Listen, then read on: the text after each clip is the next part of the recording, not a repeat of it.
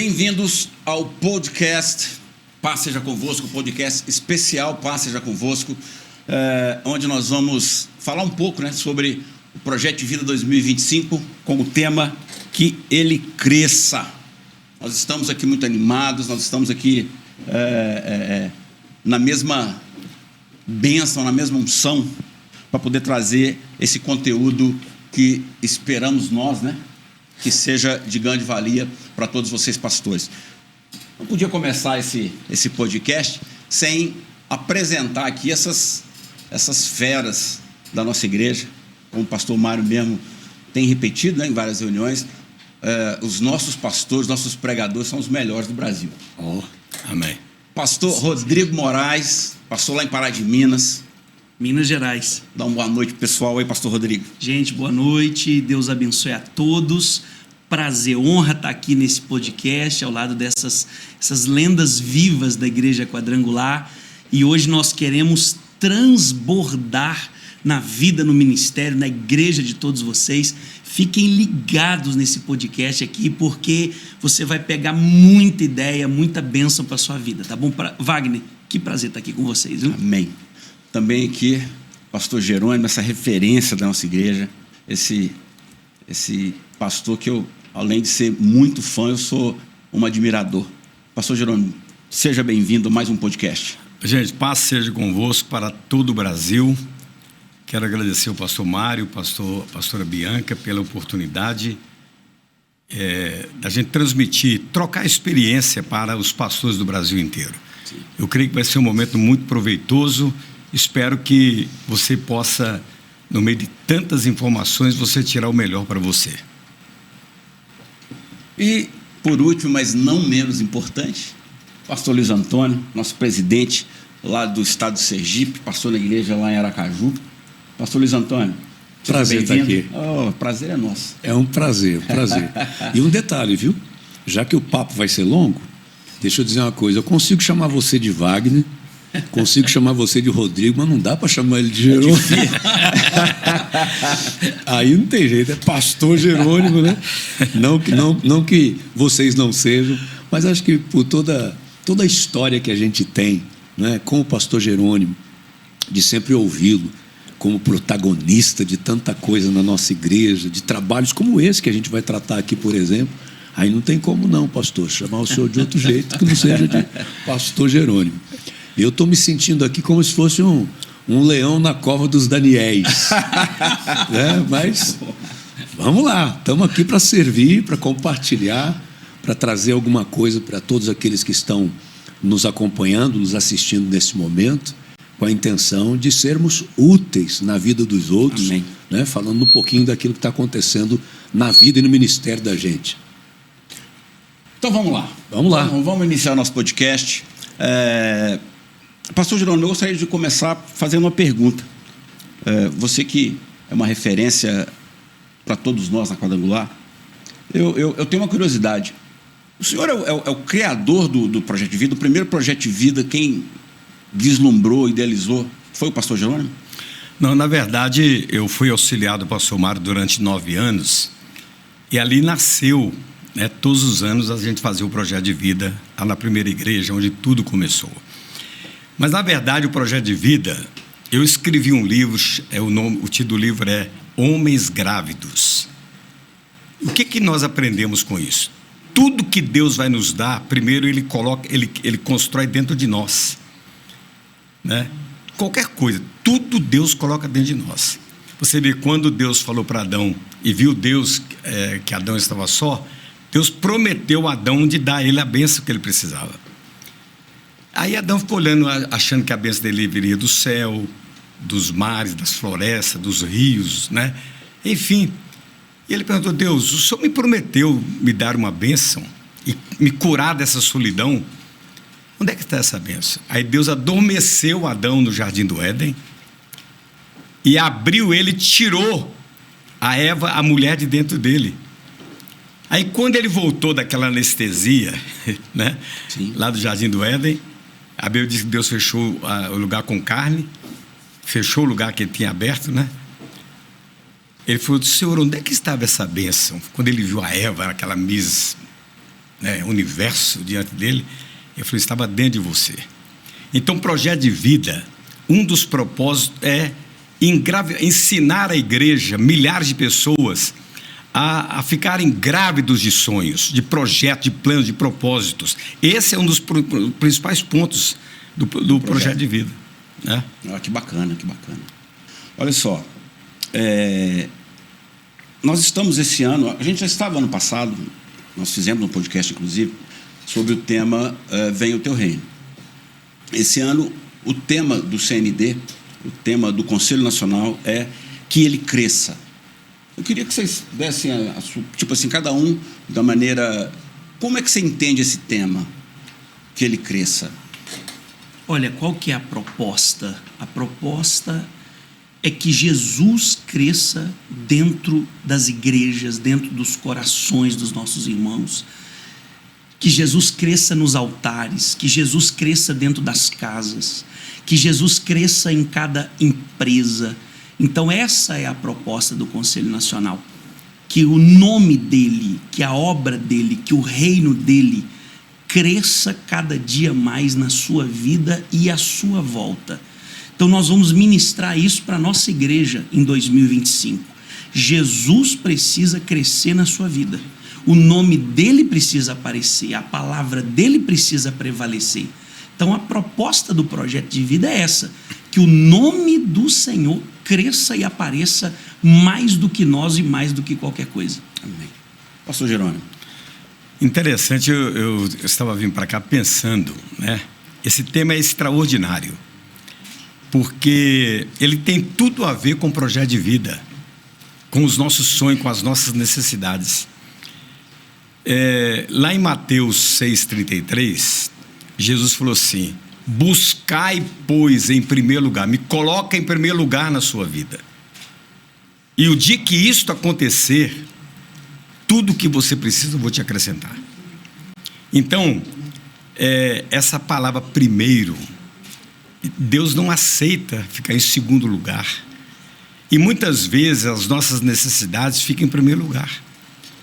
Eu até digo que o homem cauda, ele coloca Jesus, as necessidades dele na frente de Jesus. O homem cabeça coloca Jesus na frente das necessidades. Sim. Como que o homem cauda ele faz? Ele corre o dia inteiro atrás de casa, carro, dinheiro, aumento de salário, cura, libertação, livramento, e fica dizendo: Jesus, me ajuda, pelo amor de Deus, ele me ajuda, resolve para mim. E Jesus fica de braços cruzados. Agora, o que o homem cabeça faz? Ele sabe que ele tem que virar as costas para as necessidades dele e correr para os braços de Jesus, colocar Jesus em primeiro lugar. Então, quando eu estou bem agarrado nele, né, ele me cobre com o seu manto sagrado, com sua sombra. Eu estou bem perto dele. Aí ele diz assim: agora eu vou te acrescentar aquilo que você precisa. Então ele diz: casa vem, carro vem, aumento de salário vem, cura vem, libertação, salvação. Então, Jesus só pode ser real na nossa vida, ele ser 100% quando nós colocamos ele em primeiro lugar. Então, na medida que eu vou colocando ele em primeiro lugar, ele vai crescendo, ele vai tendo domínio sobre todas as áreas da minha vida. E na medida que ele tem domínio, é ele que se manifesta como El Shaddai. El Shaddai é o Deus que acrescenta. Então ele vai acrescentar as nossas necessidades. Poxa. É forte, né? É forte. Eu não sei se é bom ou se é pior ficar por último no momento desse.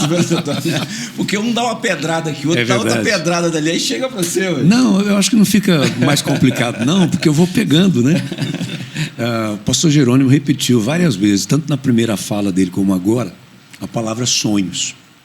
E eu acho que esse é o ponto principal para o desenvolvimento do projeto de vida. Porque, Wagner, eu percebo que as pessoas, elas estão parando de sonhar. Sim. Você percebe que, tempos atrás, as pessoas, elas tinham os olhos brilhando com intensidade. E nos dias de hoje nós vemos as pessoas com um olhar mais opaco. Parece que falta esse brilho, o brilho do sonho.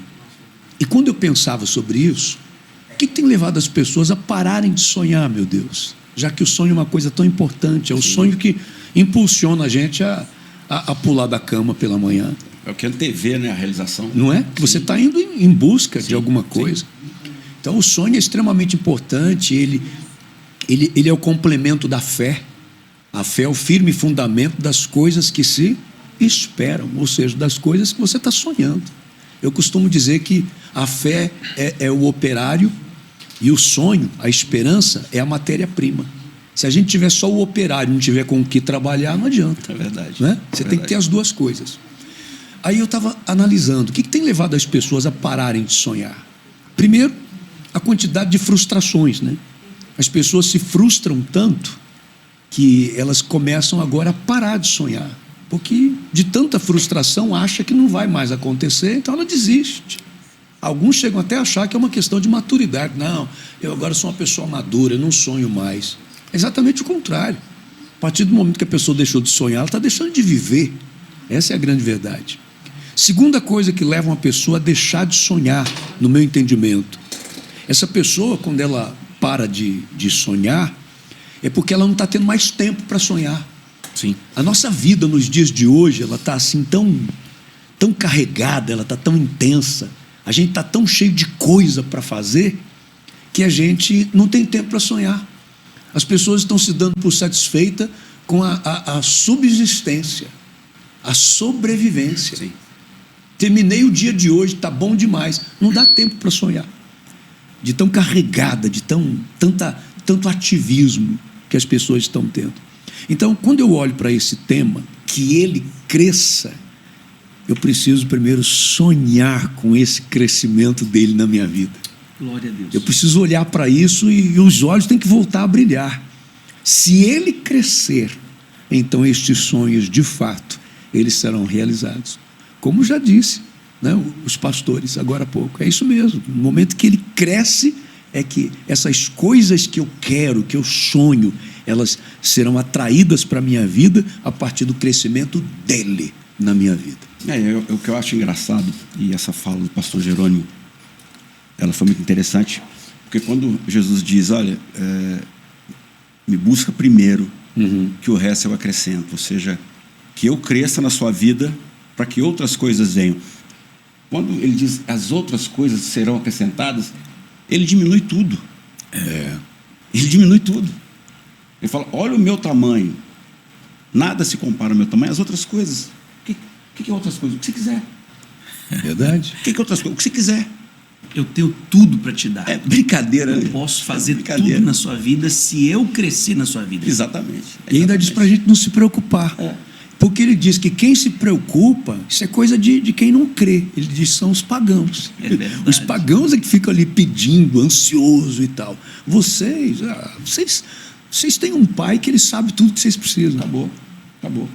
Bacana isso, né? Não, eu acho, você pontuou uma coisa, Luiz Antônio, que é verdade, cara. As pessoas, elas têm que parar de sonhar. E quer queira, quer não, o projeto de vida, ele é um ativador de sonhos. O Wagner, o Luiz Antônio falou um detalhe assim muito importante, que as pessoas não têm sonhado mais. E uma das coisas que faz a pessoa abortar qualquer tipo de sonho é o sofrimento, as provações. Eu já enfrentei problemas que eu falei, não quero mais nada na vida, eu estou aposentando, eu não quero saber de mais nada. Então, é a ressurreição de vontade de sonhar. O que diz Isaías 32:8? O homem cabeça, o homem nobre, ele sonha coisas grandes e o sonho dele o mantém de pé. Então, toda pessoa que está grávida de sonhos, ela levanta cedo, ela ora mais, ela tem mais prazer de ir para a igreja, ela está cheia de vida. Sim. O sonho, ele traz vida para a gente, né? Pastor, repete o versículo que o senhor citou aí, por favor. Isaías 32:8. Olha aí. E depois lá Isaías 14:24 fala assim, o que eu pensei aconteceu, e o que eu profetizei virou realidade. Resumindo, Isaías 14:24. Então, o que eu sonhei, o que está na minha mente, virou realidade. E o que eu tenho que fazer? Não ficar só aqui dentro, não. Eu tenho que abrir a boca e profetizar. Sim. E eu não tenho medo de profetizar. Eu estou ensinando, antes de iniciar a campanha agora em novembro, do Projeto de Vida, eu estou ensinando o seguinte, Os grandes homens da Bíblia, eles não tinham medo de profetizar coisas absurdas, praticando Hebreus capítulo 11. A fé é o poder de Deus dentro de mim que faz eu trazer à existência aquilo que não existe. Sim. Olha que coisa impressionante. Esse é o segredo do sonho. Né? Você vê, por exemplo, Eliseu, a fome em Samaria, 2 mães querem matar os filhos para comer os filhos. O rei de Samaria manda o capitão ir lá matar Eliseu. Eliseu falou: vai lá e diga ao rei que amanhã, ao clarear da madrugada, vai aparecer na porta de Samaria uma montanha de farinha e 2 montanhas de cevada. E o capitão falou assim: nem se Deus abrisse a janela dos céus poderia acontecer milagre como este. Ele falou assim: você vai ver o milagre e não vai comer do milagre, você vai morrer no pé do milagre. Toda a cidade foi para a porta de Samaria. Meia-noite nada, 1 da manhã nada. No clarear da madrugada apareceu uma montanha de farinha e 2 montanhas de cevada. Então, esses homens eram loucos. Eu chamo Eliseu do cara doido. Como é que o cara profetiza aparecer comida? Eliseu era então, ousado. É isso que eu estou levando à igreja. Não tenha medo de profetizar coisas absurdas. Coisas... Hoje, tudo que eu sou, tudo que eu tenho, eu profetizei antes de existir. Mas o engraçado é que eu falo isso na minha igreja. Eu falo que nós somos pessoas, nós cremos em coisas absurdas. Verdade. Então eu falo, não tenha medo de profetizar coisas absurdas, porque nós cremos em coisas absurdas, nós cremos que trazer o céu à vai se abrir. existência o que não existe. A gente crê que o céu vai se abrir. E Jesus... Mas a fé é loucura para o mundo. Exatamente. Eu falo, poxa vida, nós somos pessoas que cremos em coisas absurdas. Então nós temos que profetizar coisas absurdas para a vida da gente. Então eu falo, quando você vai fazer o seu projeto de vida, quando você vai planejar o seu 2025, pense de forma absurda. Você não faça um projeto de homem cauda, Exatamente. faça um projeto de homem cabeça. Pensa grande. Aí no meu projeto de vida do ano passado, eu coloquei assim, que eu case em 2025. Eu casei, velho. Dá o mesmo trabalho. Isso é milagre. Sonhar. Exatamente. Que é uma coisa mais absurda do que essa. Dá o mesmo trabalho sonhar pequeno e sonhar grande. Sim. Então, Dá o mesmo trabalho escrever no projeto de vida que você quer comprar um barraquinho do que você quer comprar uma casa boa, uma casa grande. Dá o mesmo trabalho colocar que você quer comprar um carrinho popular e um carro importado. É o mesmo trabalho. Sim. Então, o mesmo Deus que dá o carro popular, ele dá o carro importado. O mesmo Deus que dá um apartamento de 50 metros, dá um apartamento de 250 metros. Então, é hora de sonhar, é hora de ver Deus crescendo na nossa vida, a glória de Deus crescendo na nossa vida, né? Que os maiores milagres de Deus aconteçam agora na sua vida em 2025. Ô Wagner, eu estava falando para a igreja o seguinte, eu acho que eu tenho 70 anos, vocês são bem mais jovens do que eu, mas eu sou de uma geração que pedir dinheiro a Deus, pedir dinheiro para Deus era pecado. A gente pode pedir cura divina, pode pedir qualquer, mas dinheiro, essas coisas é cara materialista, né? Aí eu estava falando para a igreja que os 12 discípulos receberam um carnê do IPTU para pagar o exército romano. E ele falou: Jesus, nós não temos dinheiro. Eles pediram Jesus dinheiro. Nós não temos dinheiro para pagar esse imposto aqui, que é devido ao exército, a Roma, a César. E a Bíblia diz que Jesus simplesmente falou assim: olha, eu vou dar o dinheiro que vocês precisam. Vai lá no mar, ele fez dinheiro aparecer na boca do peixe. Então, eu estou ensinando à igreja que você tem coragem de ajoelhar e pedir cura divina, mas você não tem coragem de orar para pedir Deus, eu preciso de uma entrada de 300 mil para comprar minha casa. Eu preciso desse dinheiro. Então, a mentalidade das pessoas é aquilo que o pastor Mara está pregando, né? É uma santidade falsa, que a pessoa acha que se eu pedir dinheiro eu não sou um homem de Deus. Não. Projeto de vida você tem que exagerar, porque o nosso Deus é rico. Ele se chama Jeová Jireh, ele é o Deus da provisão. Dono do ouro e da prata. E se a gente não sonhar, não tem como esperar nada, né? Não. Eu estava comentando esses dias na igreja o seguinte, que tudo que é grande, que é importante, que a gente vê hoje, primeiro foi o sonho de alguém. Eu fico pensando, por exemplo, se Santos Dumont ressuscitasse e ele visse um Boeing 737 passando ali, ele ia falar assim: eu já tinha visto isso. Porque ele já tinha sonhado com aquilo, né? Sim. Forte isso aí. Sabe, há um tempo... Na igreja, né, a gente às vezes leva as pessoas assim a a pensar naquela coisa bem do dia a dia. Eu estava comentando uma coisa. O programa dos Trapalhões de antigamente, aí o Didi, ele pegava o telefone assim, que era com fio, né? Lembra disso? Aí ele ficava fazendo assim, ó, dizendo assim, ali atendia a ligação e falava assim, alô, aí a pessoa falava, quem é ele? É eu. E ficava fazendo assim com o celular. A gente ria. Sabe por que a gente ria? Porque a coisa mais ridícula naquela época era você imaginar que alguém pudesse ver o outro pelo celular, pelo telefone. E o que está acontecendo hoje? Verdade. Mas alguém sonhou com isso. Sim. Então, tudo que é grande, tudo que é importante, hoje, um dia foi o sonho de alguém. Dizem que na inauguração de um dos brinquedos lá da Disney, a viúva de Walt Disney estava ali e tal. Aí uma pessoa chegou perto dela, um dos engenheiros, um dos responsáveis, falou assim, puxa vida, que pena que o Walt Disney não está aqui para ver isso, né? Aí ela falou assim, não, ele viu isso aí tudo antes da gente. Antes de existir. De existir. Hebreus 11, Sonho. 1, né? Sonho. Né? Então a gente tem que sonhar. Primeiro tem que sonhar. Não tem como fazer projeto se não tiver sonho. Verdade. Muito bom, muito bom. Vamos dar sequência aqui. Vamos seguir essa ordem, acho que está funcionando assim, né? Não vamos inverter, não. Rodrigo, vamos lá. Na prática, como que eu posso fazer, ou o que eu devo fazer para poder melhorar o meu projeto, para poder melhorar o meu resultado, para poder...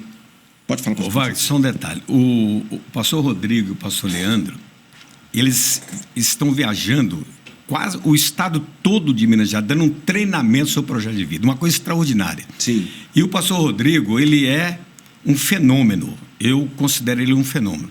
Ele fica enchendo minha bola, mas eu já estou aprendendo com ele. Ele é um professor hoje. O estado de Minas Gerais vai ter um grande resultado no projeto de vida deste ano. E nós devemos ao pastor Leandro e o pastor Rodrigo, e essa empreitada que eles estão tendo de treinar os pastores.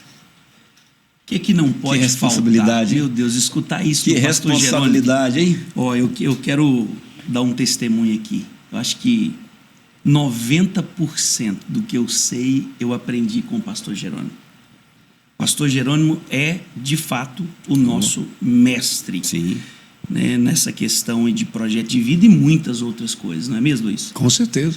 Então, assim, o que eu vejo que não pode faltar?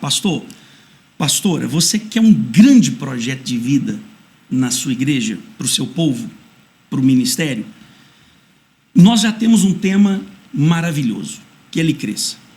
O que não pode faltar? Eu sou o pastor da simplicidade e da praticidade.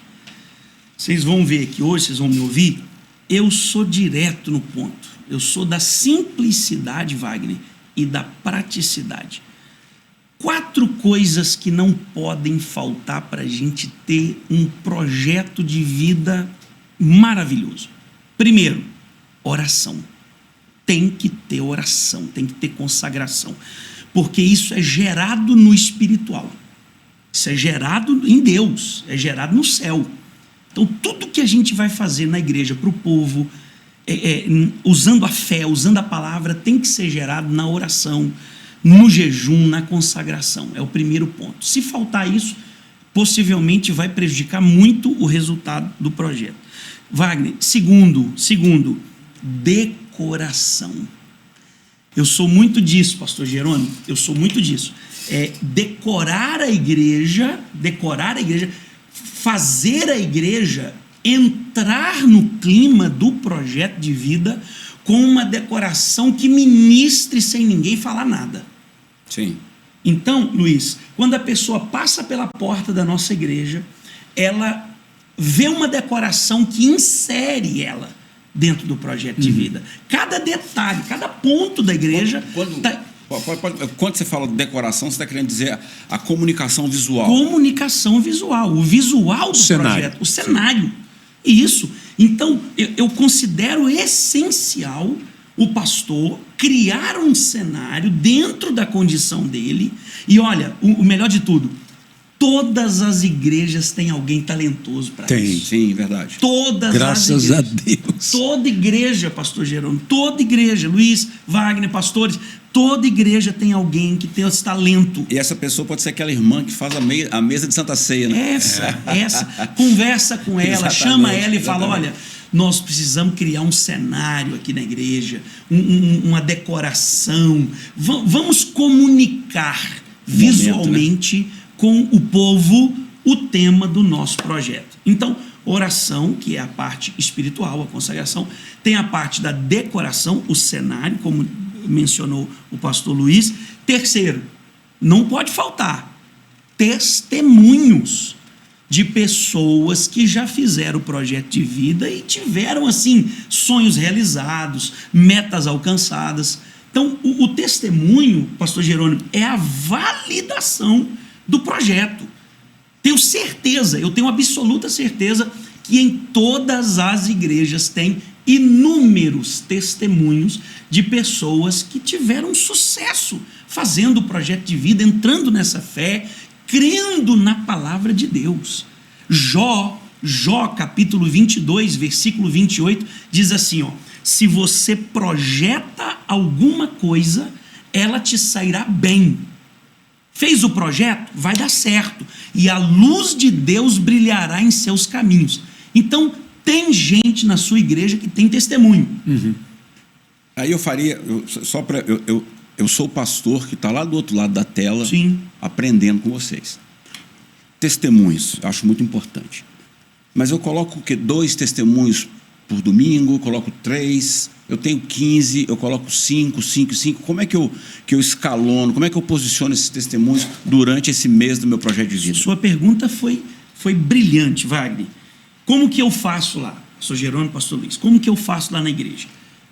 São 4 testemunhos no dia do lançamento do projeto de vida. 4. Depois eu vou voltar aqui no ponto do que não pode faltar. 4 testemunhos no dia do lançamento do projeto. Só que esses 4 testemunhos são testemunhos direcionados para a igreja. Primeiro, um casal testemunhando, um jovem, um homem e uma mulher. Por que eu coloco essas 4 pessoas para dar testemunho? 4 Na verdade, perfis, né? 4 perfis. 4 perfis. Na verdade, são 5 pessoas, mas com 4 perfis. Por quê? Porque quando o casal vai testemunhar, os casais da igreja se identificam. Uhum. Quando o jovem... O que é um testemunho de um jovem? Na maioria dos casos. Na maioria. Claro que existem exceções. Eu passei na faculdade. E tirei carteira. Eu tirei carteira. Comprei minha moto. Isso. Comprei meu videogame. Comprei minha bicicleta. Então, quando você coloca um jovem para dar um testemunho, você comunica com os jovens da igreja. Sim. Então, o casal, o jovem, a mulher sozinha, ela comunica com as mulheres da igreja. E o homem sozinho comunica com os homens da igreja. Então, não pode faltar testemunho, mas o testemunho, ele precisa ser de uma forma que se identifique. Por exemplo, Wagner, eu levo 4 jovens para dar testemunho no projeto de vida. Você acha que os casais da igreja vão se identificar com o testemunho? Não vão. Não vão. Porque quando você escuta um testemunho assim, ó, olha, gente, eu estou aqui para dizer hoje que eu tinha uma doença gravíssima e eu fui curado. Quem é que vai se identificar com esse testemunho? Quem está doente. Quem está doente. Quem está doente. Então, o pastor, você precisa ter esse cuidado. Um casal, um jovem, um homem e uma mulher, para gerar identificação. Ainda dentro dos testemunhos, tem algo muito decisivo. O que é? Orientar a pessoa a contar o testemunho. Organizar o testemunho. Sim. Por quê, Wagner? Eu já tive experiências de testemunhos, Jerônimo, maravilhosos. Testemunhos assim, extraordinários, mas a pessoa não soube contar. É igual aquela pessoa que tem uma piada boa, mas ela não sabe contar a piada. Ela não conta a piada. A piada fica sem graça. Exato. Por melhor que seja. A piada é boa, mas a pessoa não sabe contar. Assim é o testemunho. Sim. Às vezes a pessoa tem um testemunho gigantesco, que era para a igreja aplaudir em pé. Só que ela não soube passar. Então, o que eu oriento? Chame a pessoa que vai testemunhar, ouça o testemunho dela antes dela subir no altar e ajude-a a organizar o testemunho. O que tem que ter um testemunho? O antes, o que ela fez e o resultado. Sim. Como é que estava a tua vida antes? Como é que estava? Eu estava doente. O que você fez? Aí eu busquei a Deus, eu fiz o projeto, eu pedi a cura. Tá, e o que aconteceu? Eu estou curado. Então é o antes, o que eu fiz e o resultado. resultado. Então não pode faltar em projeto de vida oração, não pode faltar cenário, decoração, não pode faltar testemunhos, que são poderosíssimos. Para quê? Para glorificar a Deus e para gerar fé no coração das pessoas. Para que ele cresça. Para que ele cresça na vida de outras pessoas. Exatamente. Exato. E por fim, pastor, não pode faltar a ousadia para desafiar a igreja a viver o projeto de vida. Desafie a sua igreja, chame as pessoas para viver essa fé extraordinária, essa fé que vai levar Jesus para a vida das pessoas, para casa, para a empresa, para os negócios, para a família, para o casamento, para os filhos, e que vai gerar testemunhos poderosos para o ano que vem. Então não pode faltar isso. Olha, o Rodrigo está ensinando coisas em Minas Gerais extraordinárias. Ele falou, primeira coisa, oração. O que eu faço há muitos anos? A corrente, eu chamo Corrente de Evangelho, projeto de vida, começa no dia 6 de novembro e vai até o final de dezembro. Eu começo todos os dias, com toda a igreja, 40 dias de oração às 5 horas da manhã. Todo mundo acorda 10 para 5, de 10 para 5 até 5 e 10, ou 15 minutos só. A gente ora, de uma palavra, eu e a Nina ali, a pastora Nina, a gente, todo mundo acompanha a gente no Instagram, no meu Instagram dela, e todo mundo orando, alicerçando os nossos sonhos com oração. Sim. E 40 dias de oração. E este ano nós estamos revelando o milagre, o mistério do 41º dia, que talvez ninguém nunca ouviu falar sobre isso. O que é o milagre, o mistério do 41º dia? Todo mundo na Bíblia que orou 40 dias, que consagrou 40 dias, no 41º dia aconteceu um milagre. O dilúvio, 40 dias, mortes, destruição. Do 41º dia, bonança, tudo acalmou. Jesus no deserto, 40 dias, seca, fome, Satanás, frio, calor. No 41º dia, tudo ficou bonança. Acabou, o diabo foi embora, a fome foi embora, a seca. Golias, 40 dias afrontando Israel. No 41º dia, Davi matou Golias. Então, todo mundo que...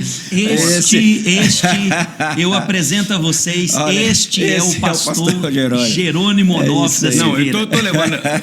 Sensacional. Jerônimo, você é um gênio, gente. Não, você está falando que é oração.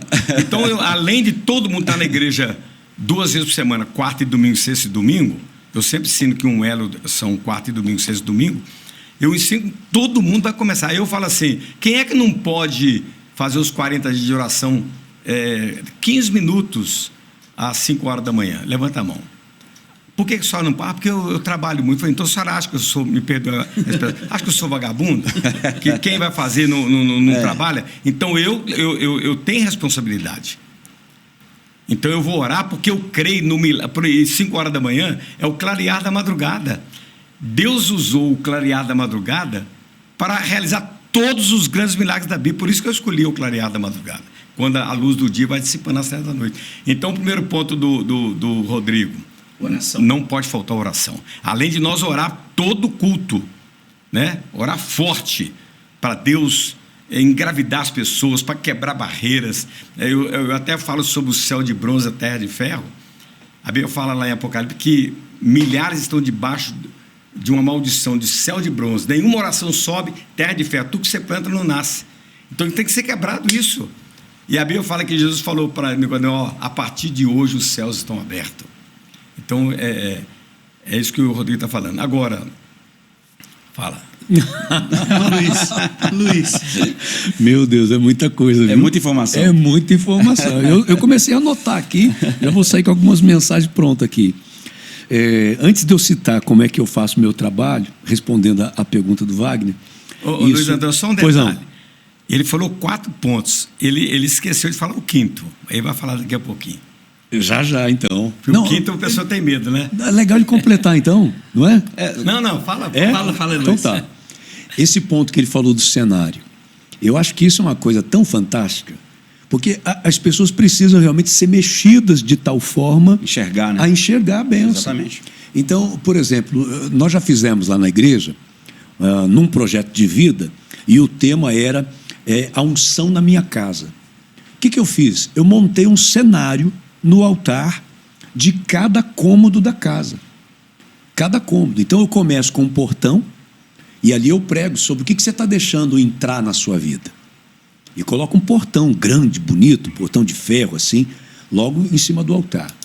No segundo, eu começo a falar sobre comunhão e eu monto uma sala, mas bem montada, com sofá, com tudo prontinho ali. Eu Falo sobre assisti comunhão. muita coisa, viu, Luiz? Foi, né?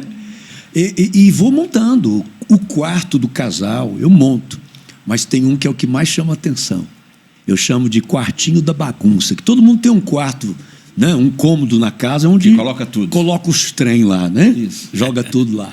E eu começo a falar sobre isso. De repente eu paro de pregar, compartilhando isso com os pastores que estão nos assistindo.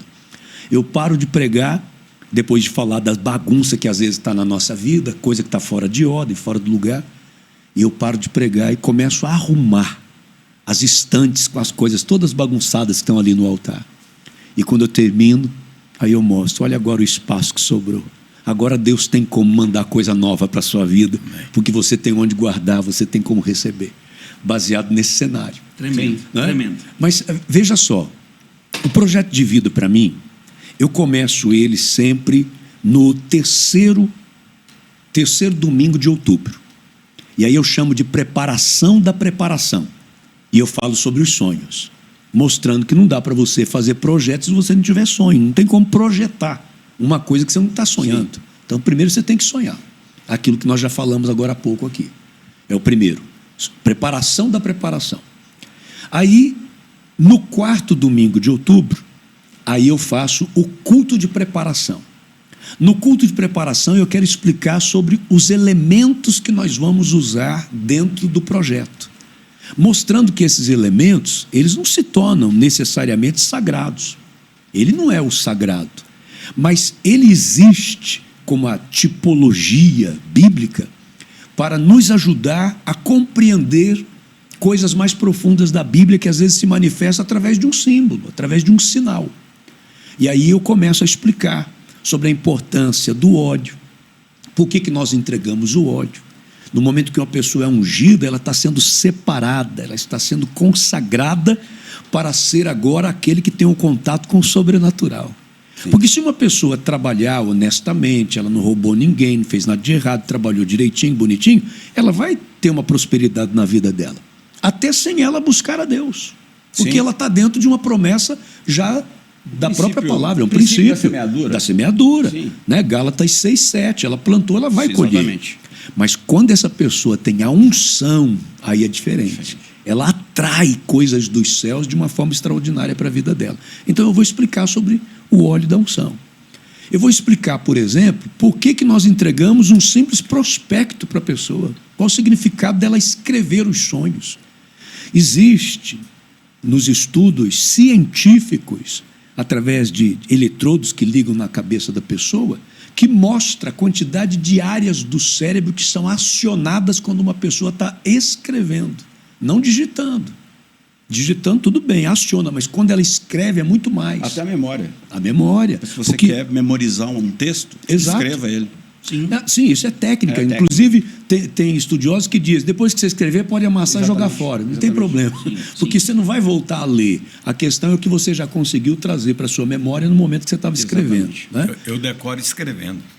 É um exemplo. Eu preparo mensagem escrevendo, eu decoro escrevendo. Sim. Às vezes eu escrevo a mesma mensagem 3, 4 vezes. E é exatamente isso que a gente ensina a pessoa na hora que ela está escrevendo ali no projeto de vida. Então, cada item, cada elemento, aí é a hora que eu vou explicar sobre a oferta. Eu explico para a pessoa o significado da oferta alçada. A oferta alçada, ela tem que ter um propósito específico. E a gente usa claramente o exemplo ali da construção do tabernáculo. Ela tem um propósito específico. Era para quê? Para a construção do tabernáculo. Então, nesse momento, o pastor ele apresenta qual o propósito da igreja para essa oferta alçada. No meu caso lá, nós estamos na construção de um templo maior, o templo do encontro das águas. Então, nesse momento, a pessoa vai trazer uma oferta alçada especificamente para a construção do templo. E cada pastor vai, junto ali com a sua liderança, apresentar qual é a proposta financeira que a igreja está sendo desafiada para aquele momento, ou a compra de um terreno, ou uma reforma, coisas desse tipo. Segunda coisa que tem que ter numa oferta alçada é que é específico, não é para a pessoa dar o que ela quer. Porque na construção do tabernáculo o Senhor falou assim, olha, lá em Êxodo 25, acho tão engraçado quando a Bíblia diz assim, né? E Deus falou para Moisés assim, diga para o povo trazer uma oferta para mim. E Deus está precisando de oferta? Deus precisando de oferta? Não está. Mas é a maneira dele nos abençoar. Manda o povo trazer essa oferta para mim. Aí o povo traz e ele determina. Tem que ser ouro, prata e bronze. Ele não pediu outra coisa. Então é específica, a oferta alçada é específica. Quando ele determina, olha, tragam pelo de cabra, não é de outro tipo. Engraçado que em cima disso aí, só porque eu lembrei. Sim. Aqui, sem querer que você perca o seu raciocínio. Não, fique à vontade. Quando Deus fala o ouro, prata e o bronze, eu falo que Deus ele está dando a oportunidade de todos darem algo. Verdade. Quem pode dar ouro, dá ouro. Quem pode dar prata, dá prata. Quem pode dar bronze, dá bronze. Você só não pode dar nada. Exatamente. E aí ele vai especificando, eu acho tão bonito quando ele diz ali, né, que é para trazer madeira, mas tem que ser de acácia. Por que não pediu cedro? Específico. A acácia era uma árvore desértica, toda esgalhada. Imagine um marceneiro, um capiteiro recebendo uma madeira daquela para trabalhar. Agora, Luiz... Mas tinha um significado para tudo aquilo. Me permita uma colocação. Deus mandou o povo levar, pediu Moisés, na verdade, Sim. né? Ouro, prata e bronze. Vocês já prestaram atenção que na construção do tabernáculo, tudo que era de ouro ficava perto do Santo dos Santos ou dentro do Santo dos Santos. Tudo que era prata ficava no meio do caminho e o que era bronze ficava do lado de fora da tenda. Verdade, a bacia de bronze. Por quê? Quanto mais você se esforçar para dar o seu melhor para Deus, as coisas melhores ficarão próximas do Senhor.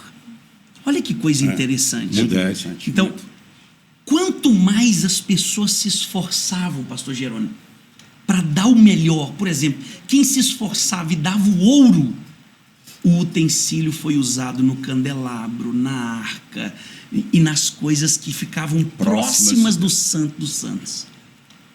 Um detalhe. A própria arca. Um detalhe. Muito bom. A própria arca, né? Então, eu vou explicando mais o significado desses elementos. E essa é a explicação a respeito da oferta alçada.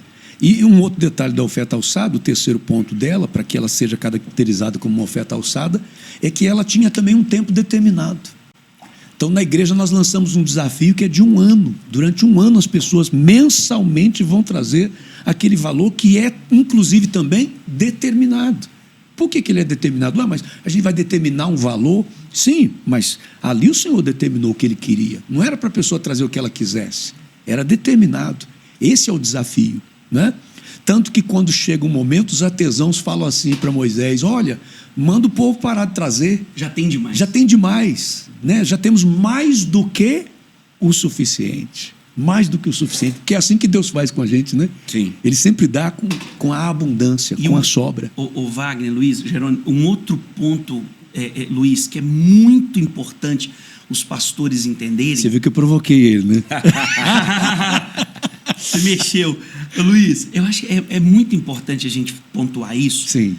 Dentro da sua fala, tem muitos pastores que acham, e pelos pastores acharem isso, muitos irmãos da igreja também acham, que é errado estipular um valor de oferta. Existem pessoas dentro da igreja que acham um absurdo. Sim. Não, eu tenho que dar o que eu quero. Segundo o meu coração. Eu tenho que dar só o que o meu coração manda. Eu tenho que dar só o que eu quiser dar.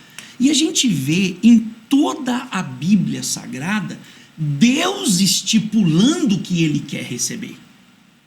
Então, uma vez eu preguei uma mensagem na igreja, eu disse assim, você está dando o que você quer ou o que Deus quer receber? Sim. Deus não falou com Abraão? Deus não falou com Abraão? Eu quero Isaac.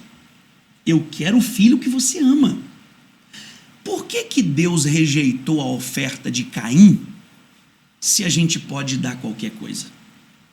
É verdade. Então, escute, pastores, Deus não estipulou para Gideão: eu quero o segundo boi de 7 anos que está na fazenda do seu pai.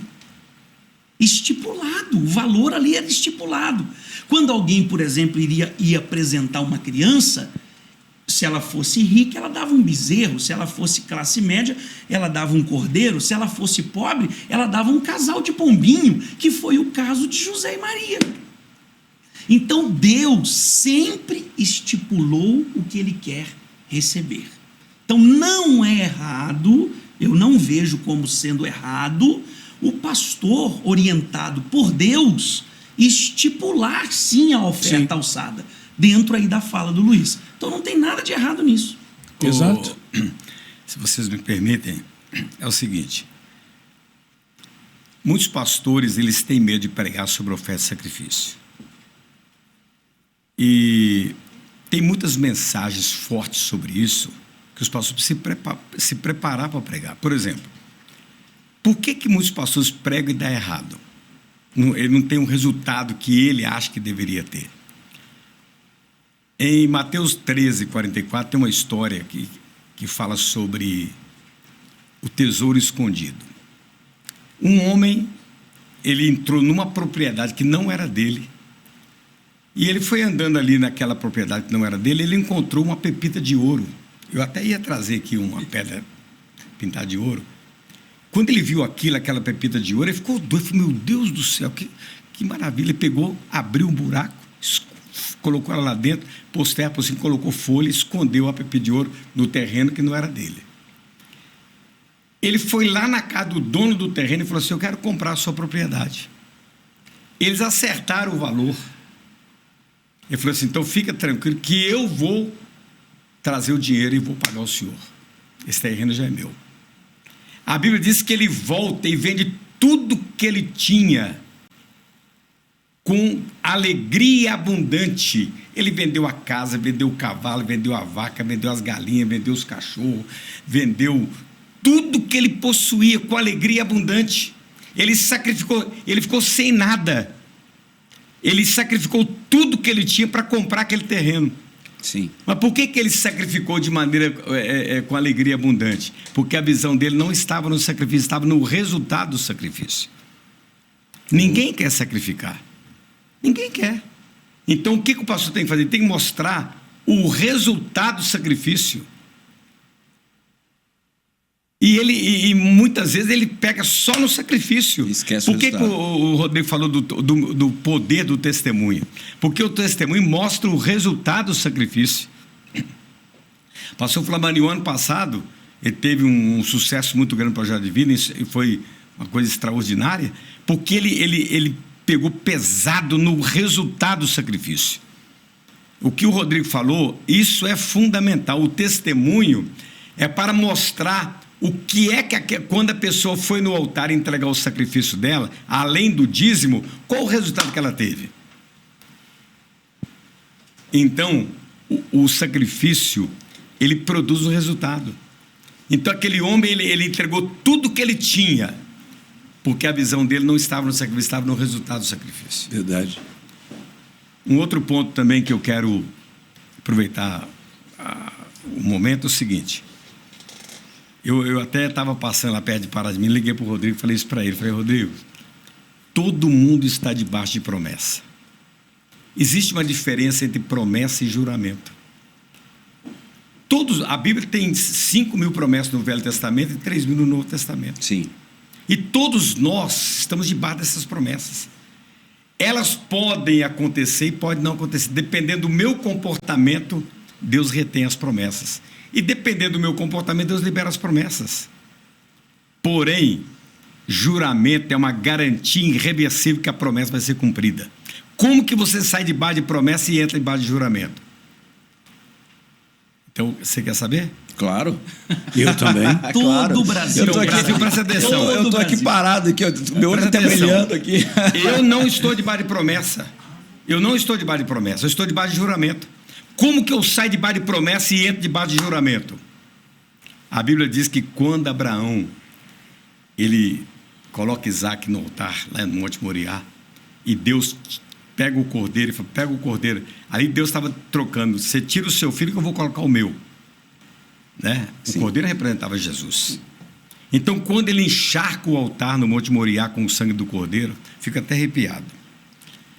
A Bíblia diz que quando ele termina o sacrifício, Deus desceu do céu e disse assim, Abraão, porque tu não me negaste o teu único filho, a quem tu amas de verdade, eu juro por mim mesmo que tudo que eu te prometi vai acontecer.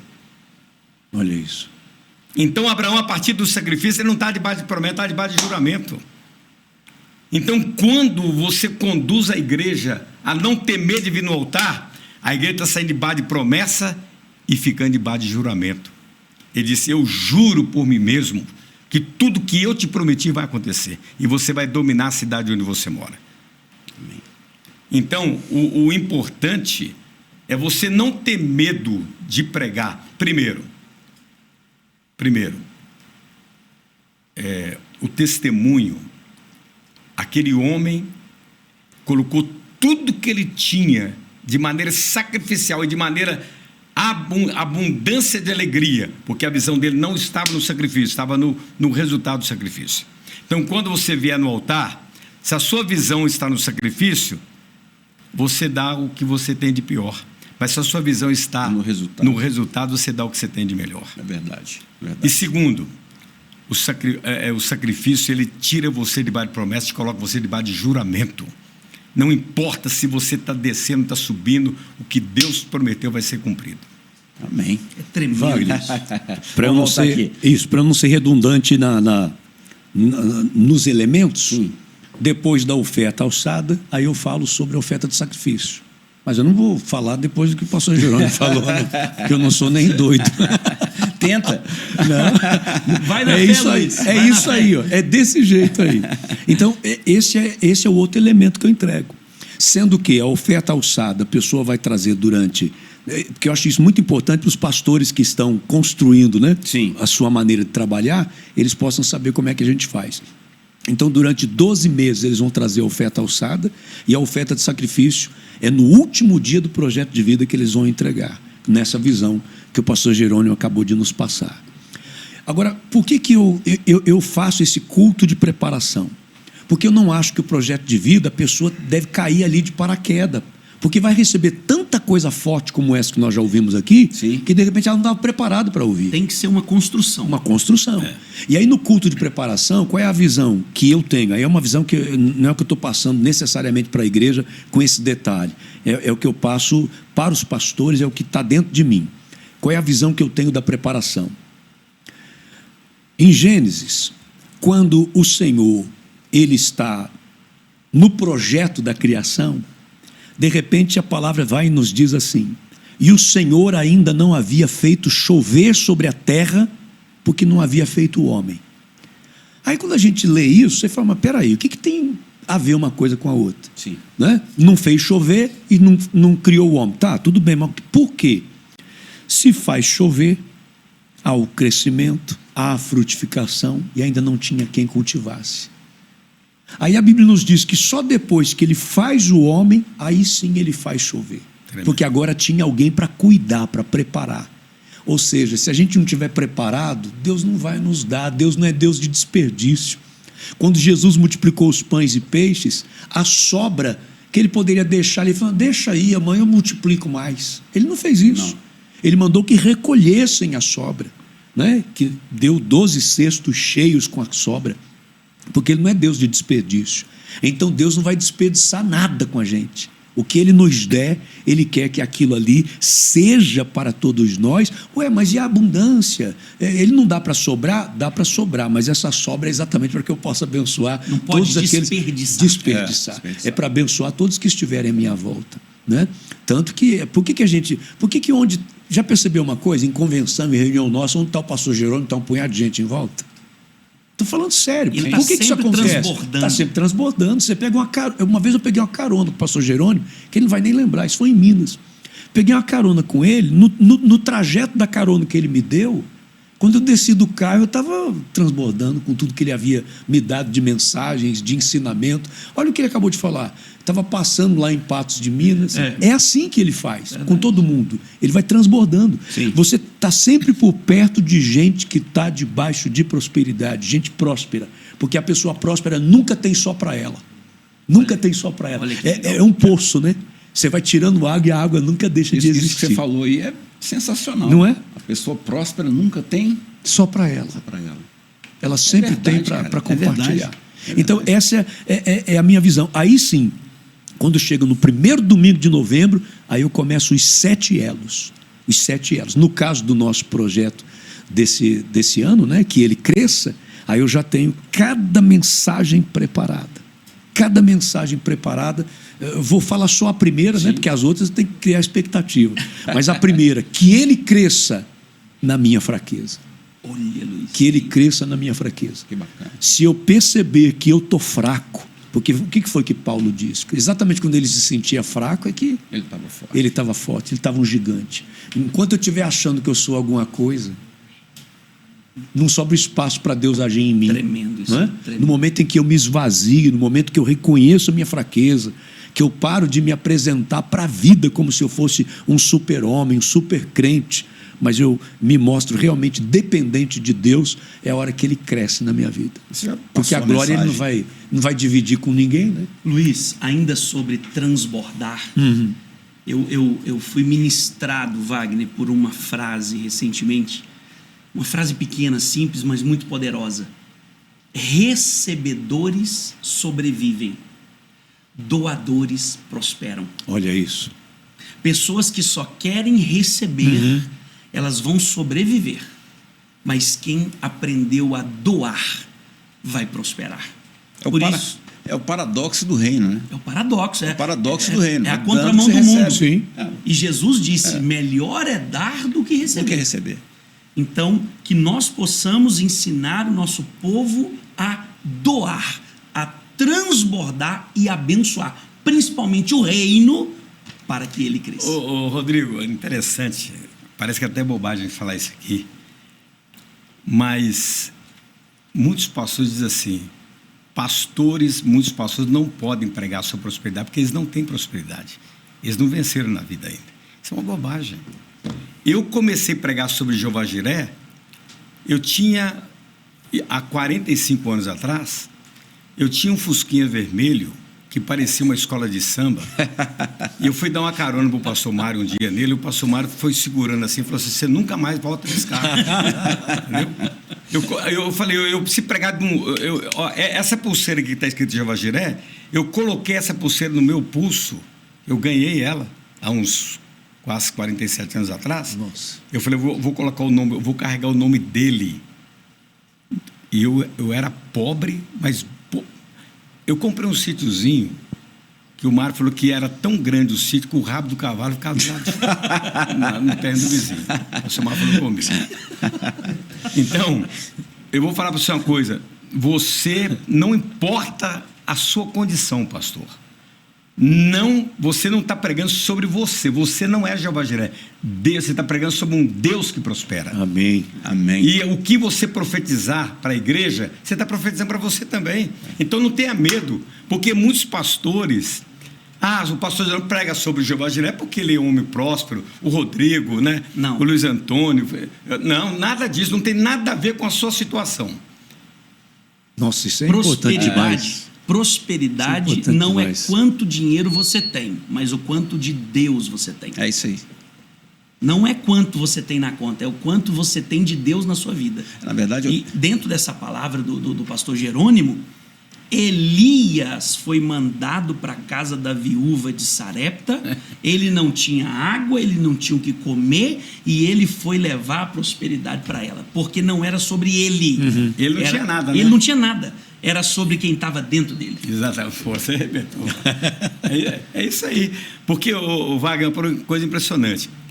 A Igreja Quadrangular tem mais de 20 mil igrejas pelo Brasil afora. E a maioria dos pastores passam dificuldade.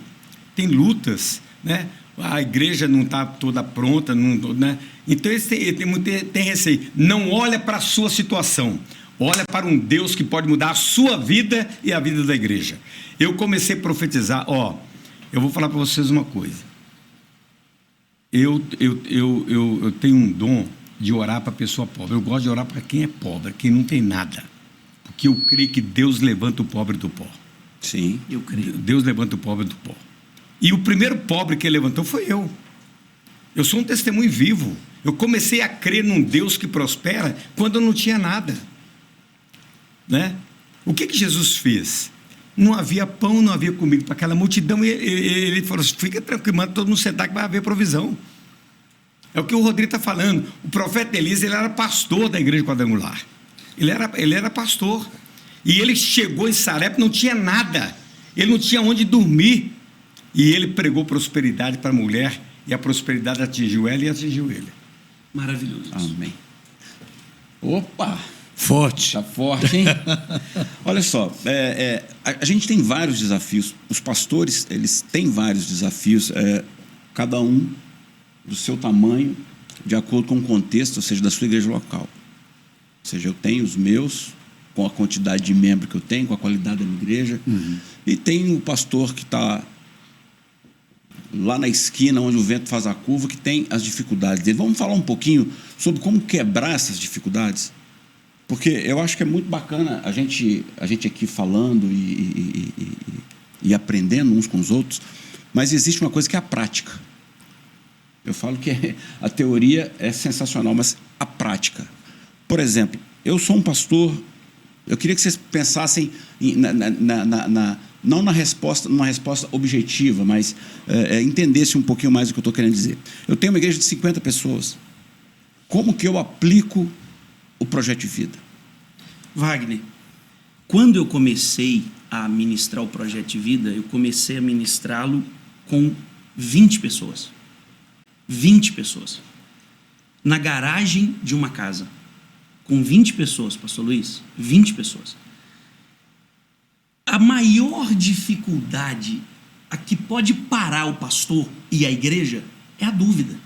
Sim. Se o pastor não crer, se o pastor não acreditar na palavra de Deus, na Bíblia, nas promessas, no que Deus tem para fazer por ele e pela igreja, essa é a maior barreira.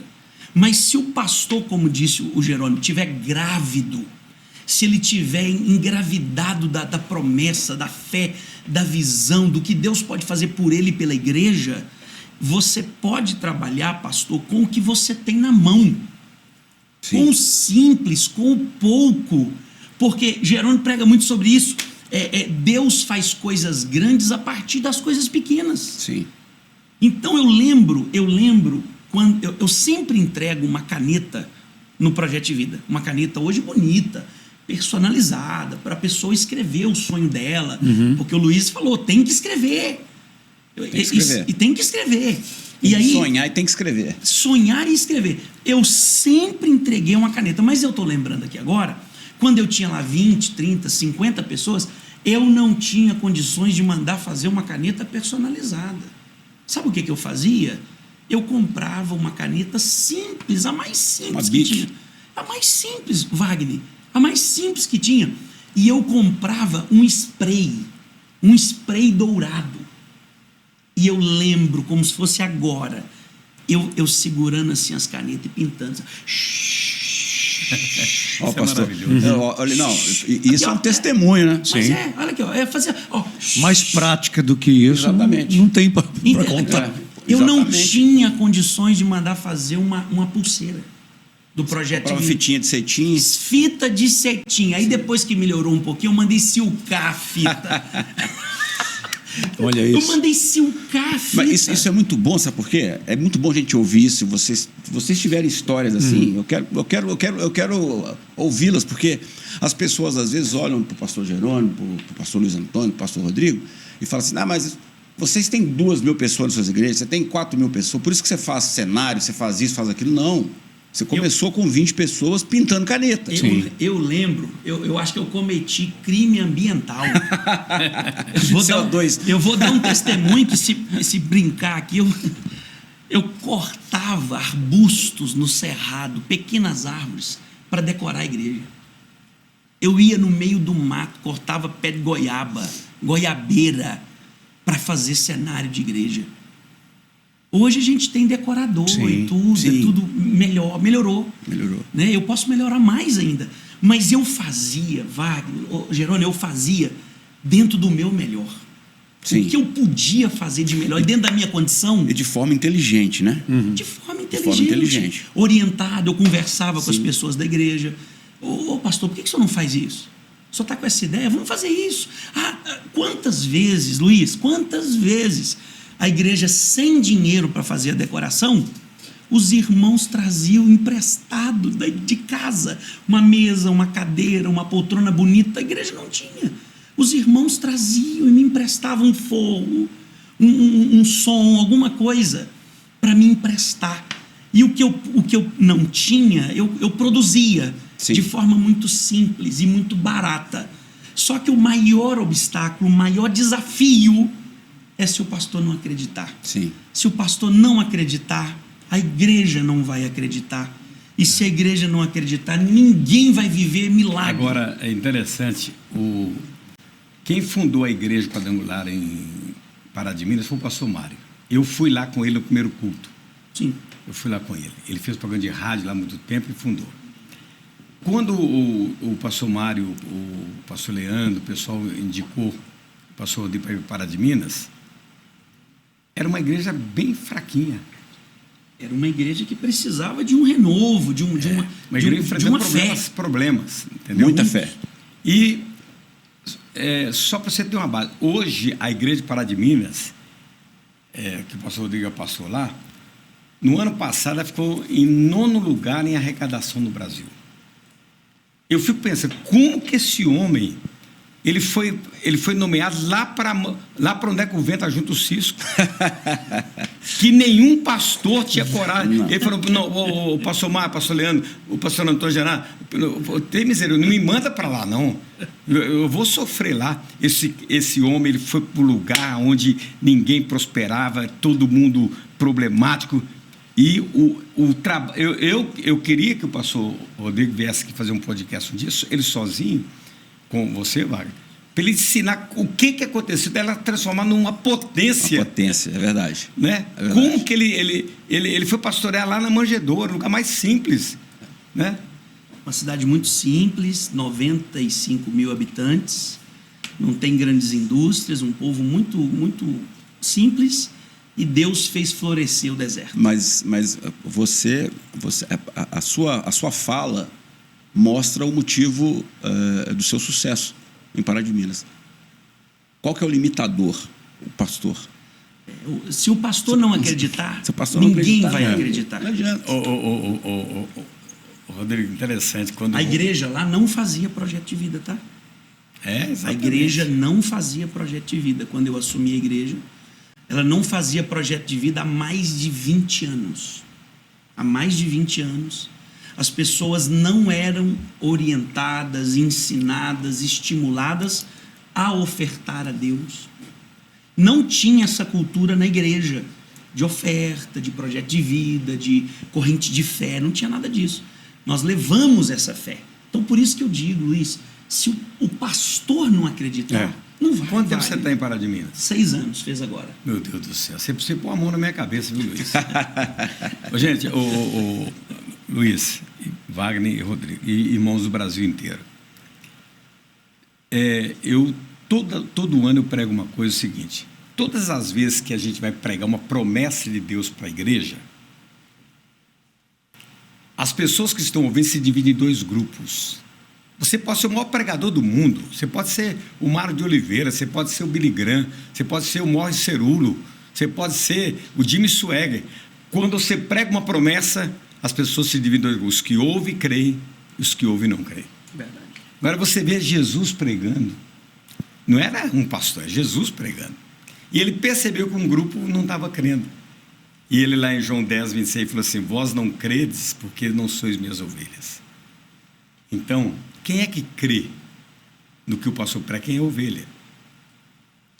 E lá em Mateus ele faz uma coisa: ele pega as ovelhas, põe à direita, pega os cabritos que não creem à esquerda, e ele dá as costas para os que não creem, e vira para as ovelhas que ele diz assim: tomai posse de todas as promessas que estão preparadas por vocês desde a fundação do mundo. Agora, o que me faz eu crer? É o Espírito Santo. E o que faz a pessoa não crer? É o demônio. Toda a verdade é paralela. Se o Espírito Santo me faz eu crer na promessa, quem faz a pessoa duvidar é o demônio. Então, toda pessoa que ela... Você vê, Zacarias, ele estava pedindo a Deus um milagre, né? Você queria ser pai com 100 anos.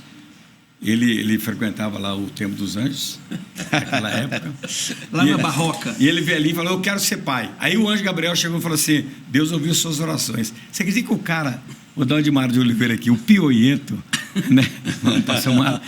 O pioiento do Zacarias falou assim: eu não acredito. Não acredito. Aí o anjo falou assim: por você não acreditar, você vai ficar mudo até que a criança nasça. Mas se você parar para pensar, o próprio Ananias e Safira, né?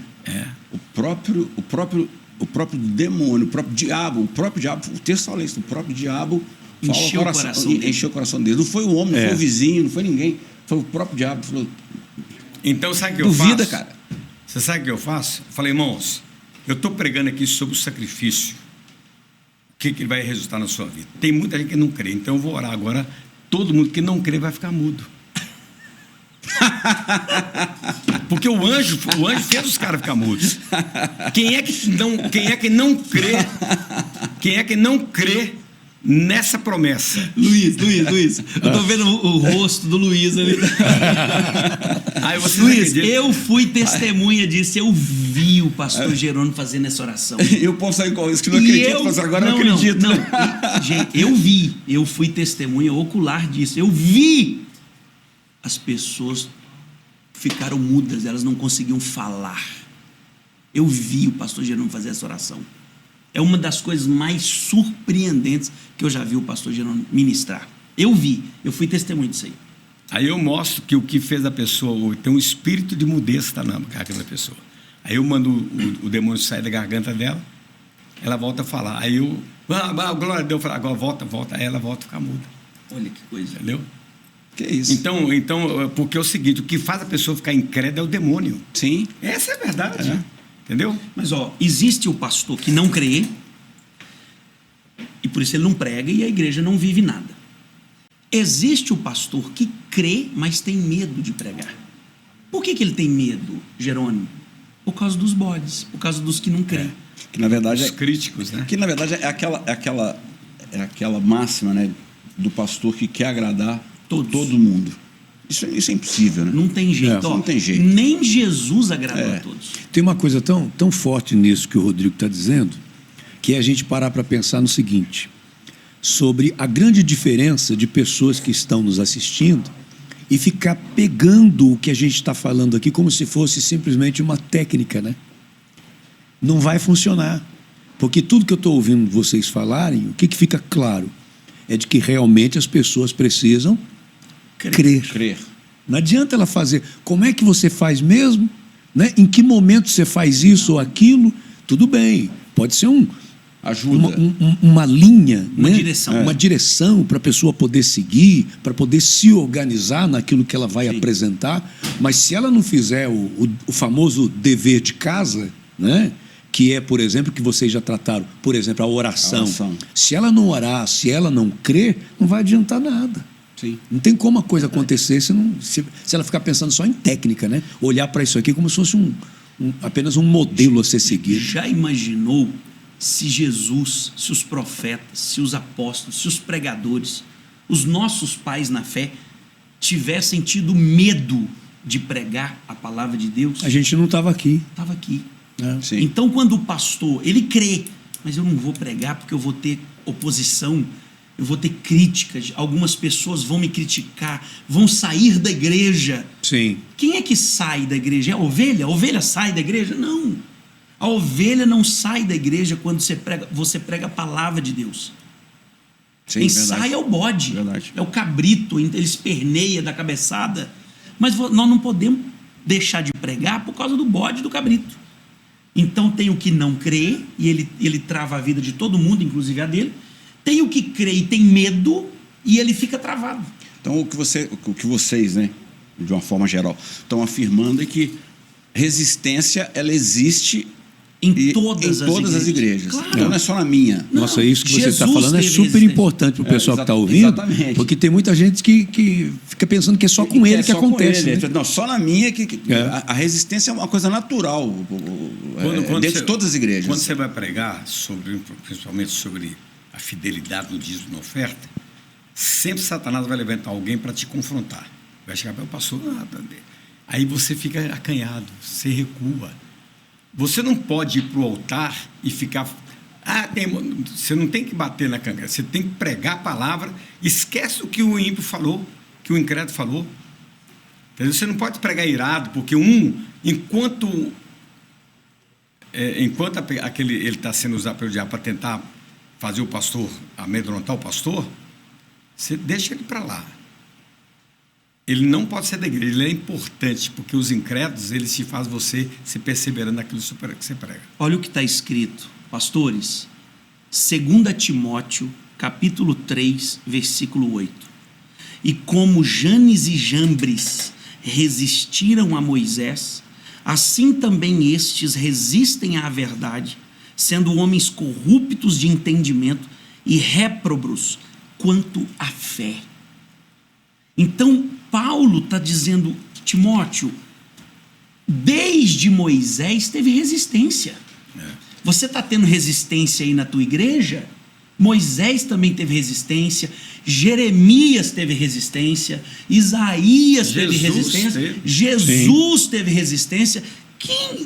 Quem nós achamos que somos e pensar que a gente não vai ter resistência? Quem é você na fila do pão, né? Mas a verdade é o seguinte, eu sempre digo na minha igreja que todas as vezes que você encontrar resistência é porque você está no propósito. É um sinal.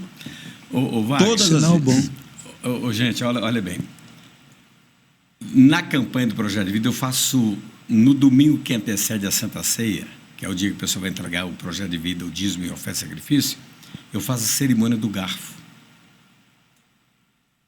Isso aí é fantástico. A cerimônia, eu dou um garfinho de plástico para todo mundo. A pessoa não sabe o que significa aquilo. Então é o seguinte, o que é a cerimônia do garfo? Os filhos de Eli, o povo de Israel trazia o sacrifício e colocava no altar. Sim. Os filhos de Eli de madrugada iam lá com um garfo e roubavam o sacrifício do altar. Eles roubavam o sacrifício do altar. Então, o que eu falo para a igreja? Irmãos, quando você faz um voto no mundo espiritual, para Deus já está no altar. Você fez o voto, para Deus já está no altar, mesmo que fisicamente não está a sua oferta no altar. Mas quando você desiste no meio do caminho de não cumprir o voto que você fez, você está agindo como os filhos de Eli, roubando o sacrifício do altar. Então, você que quer desistir do voto que você fez, você fica com esse garfo, porque no mundo espiritual você está roubando porque já está no altar, mesmo que ainda você não colocou, você está roubando do altar o sacrifício. Sim, verdade. Agora você quer cumprir o seu voto, você quebra o garfo, entendeu? Você quebra o garfo, você quer cumprir o seu voto. Símbolos, né? Que faz a pessoa ter um entendimento mais claro. Mas essa é a verdade. Quando e eu faço uma coisa que os pastores podem até ficar... Eu até tenho medo de falar isso aí, porque ainda bem que esse podcast vai só para pastor, né? Só para pastor. Da Quadrangular. Porque o pessoal pega isso e quer denegrir a imagem da gente. Mas toda vez, eu sou escravo dos meus votos. E toda vez que eu faço um voto, eu falo, Deus, eu estou fazendo esse voto, escreve ele no livro da vida, na minha página. E se eu não cumprir esse voto, eu risco meu nome do livro da vida. Uau. Porque eu não estou brincando de fazer, eu não sou obrigado a fazer voto. Não, de jeito nenhum. Entendeu? Então, quando você faz um voto, você tem que cumprir o voto que você faz, né? Eu acho que isso que o pastor Jerônimo está falando, Wagner, é algo para ajudar os pastores a pensar o seguinte: muitas pessoas, fazem voto e não cumprem. Sim. Que é o famoso voto de tolo, como diz a Bíblia. Então, essa fala do pastor Jerônimo é uma fala que fortalece a igreja a entender a importância do voto e cumprir esse voto. Porque tem muita gente, mas muita, que às vezes age na emoção, às vezes age assim, falta de entendimento, faz o voto, e aí Deus recebe o voto da pessoa. E eu penso assim, pastor Jerônimo, quando alguém faz um voto, Deus leva tão a sério, que muitas vezes no voto, a pessoa nem cumpriu ainda, Deus já libera para ela o milagre. Por causa do voto. Por causa do voto. Então, é muito importante dentro do projeto você encontrar direções, símbolos para fortalecer o voto que a pessoa vai fazer de participar. É o caso que eu uso a pulseira que eu entrego é um estímulo para a pessoa não quebrar a corrente do projeto de vida. Você sabe uma coisa que eu fiz o ano passado? Inclusive eu fiz porque eu aprendi com o Eduardo, pastor Eduardo, lá de Uberaba. Sim. Eu coloquei 2 pulseiras, coloquei uma pulseira azul e uma pulseira branca. Então, quando a pessoa recebia o projeto de vida, ela recebia a pulseira azul. Quando ela entregava o projeto de vida, ela recebia a branca. Então, a pessoa só recebia a branca se entregasse o projeto de vida. Que legal. Então, eu dizia o seguinte, falava, isso é para você ter orgulho que você iniciou e você terminou alguma coisa, enfim, na igreja, Sim. na vida, porque o que mais tem as pessoas é começar e ninguém termina. Eu entrego a pulseira só no último dia. No primeiro dia, na verdade, no culto de preparação, eu entrego os envelopes e entrego o prospecto para a pessoa escrever o sonho dela, dando aquela explicação que eu já falei.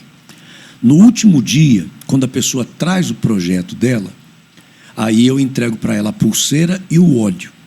Porque aí o projeto de vida termina num domingo. A primeira unção que ela vai fazer com esse óleo é no dia seguinte. Na segunda-feira, todas as pessoas, todas as famílias que participaram do projeto de vida faz um culto na casa dela.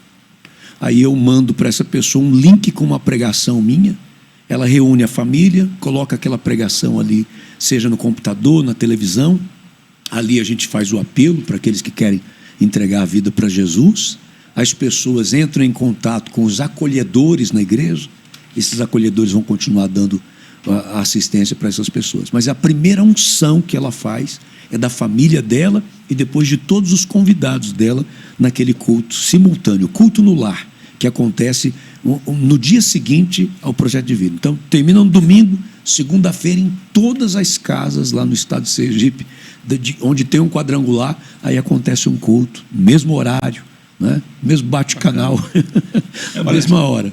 Olha só, a gente falou muito do projeto de vida, falamos muito nessa coisa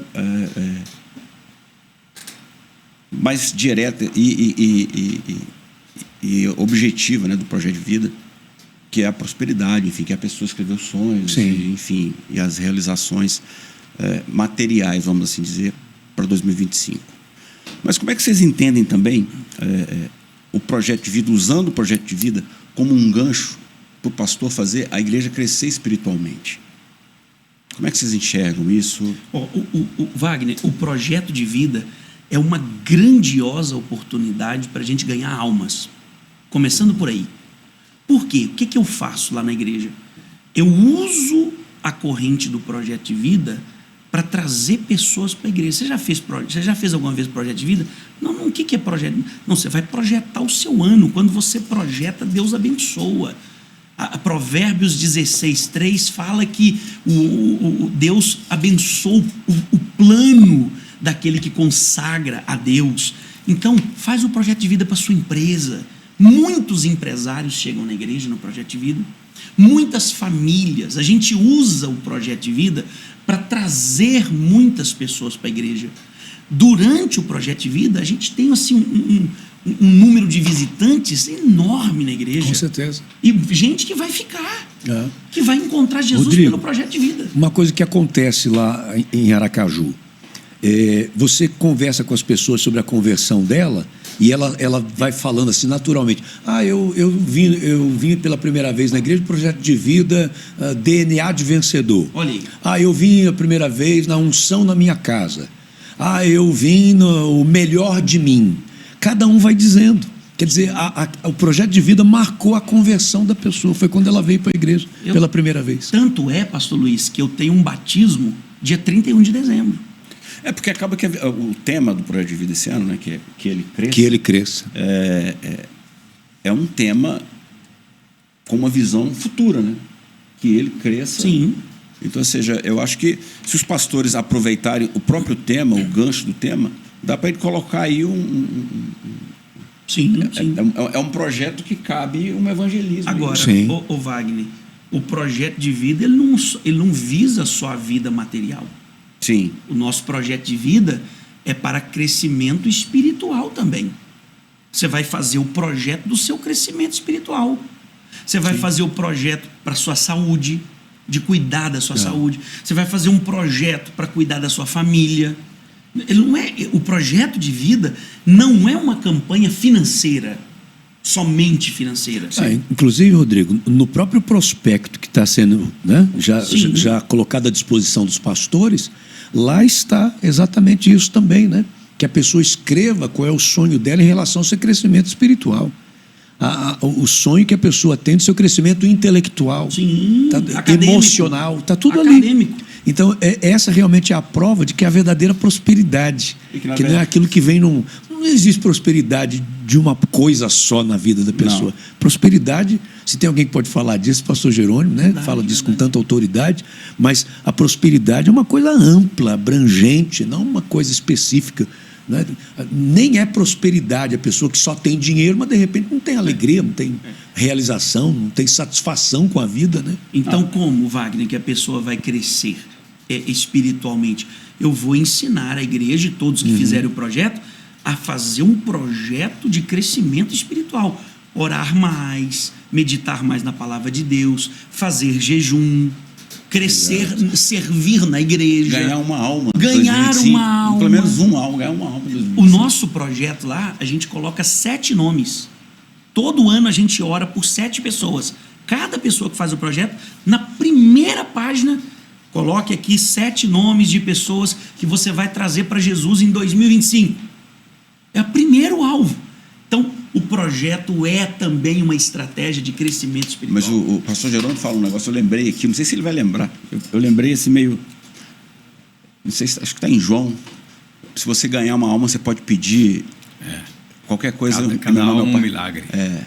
É sensacional isso. Eu acho esse argumento sensacional. E ele é verdadeiro. Tá, tipo, João 15,16. João 15,16. Quando você 15,16. produz fruto e o fruto permanece, você pode pedir o que você quiser e o Senhor vai te dar. O Senhor vai te dar. É fortíssimo isso. Isso é fortíssimo. Eu não sei quando você falou isso. Isso nunca mais saiu da minha cabeça. Agora, o Wagner, ano que vem é 2025, né? 25. Pega esse gancho aí, 25, ok? O que está escrito em Gênesis 25, 5? A Bíblia diz que Abraão deu tudo que ele possuía para Isaac e para os outros 7 filhos ele deu presentes. Olha que coisa impressionante. Abraão tinha 8 filhos. Ele, na sua velhice, ele era dono de Israel. Ele era poderoso. Ele era dono do Rio Jordão, do Mar da Galileia, da Fonte de Gideão, do Getsemane, do Monte Moriá. Ele era dono de Israel. Egos, olha, o que você vê, domine, é seu. Depois que ele foi lá no sacrifício, Deus falou, você vai dominar aquilo que você vê. Aí ele já velho, ele coloca Isaac à sua direita e os 7 filhos à sua esquerda. Gênesis 25, 5. Ano que vem é 2025, hein?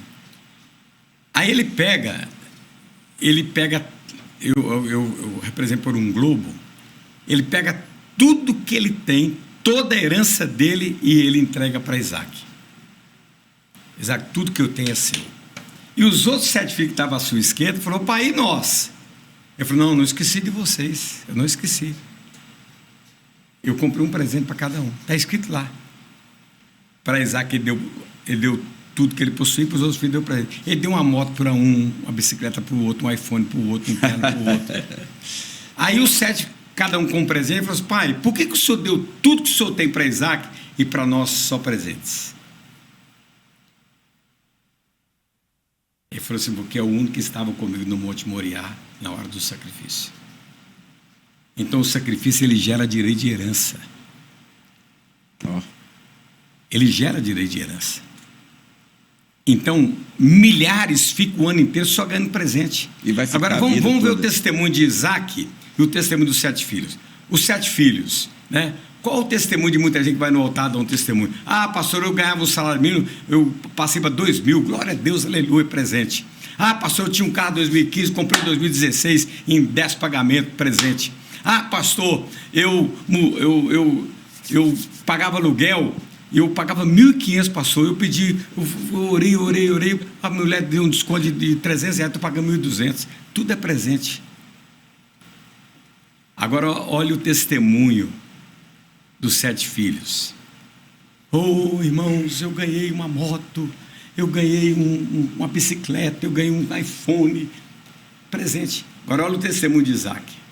O Rio Jordão é meu, a Mata Galileia é meu, a fonte de Deus é minha, Getsemane é meu, Jerusalém é minha, o Monte Moriá é meu. Por quê? Então, nós temos que quebrar a maldição de presente. E o que faz eu quebrar a maldição de presente e ser herdeiro do tudo de Deus? A experiência do sacrifício. Ó. A experiência do sacrifício. Brincadeira, rapaz. Gente, nós já estamos caminhando pro final do Depois dessa. do nosso podcast. Podemos encerrar. Eu acho que eu, pelo menos, aprendi muito aqui. Espero que todos em casa aí também tenham aprendido. Rodrigo, as suas considerações.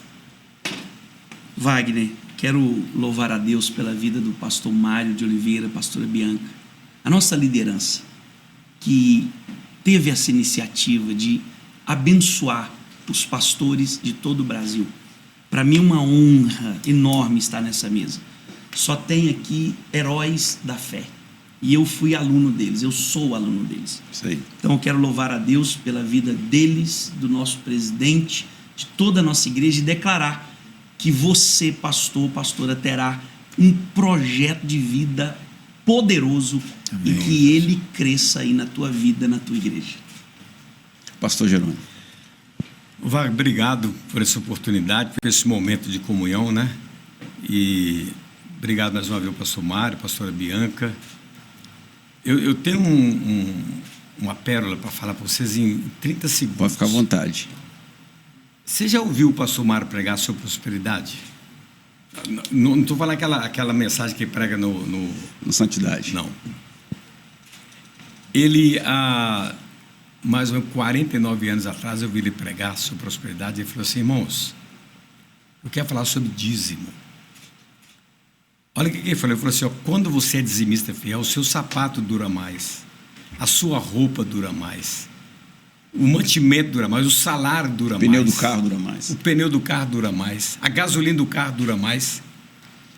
E eu quero fazer um voto. Quem quer fazer uma experiência de 3 meses de ser dizimista fiel?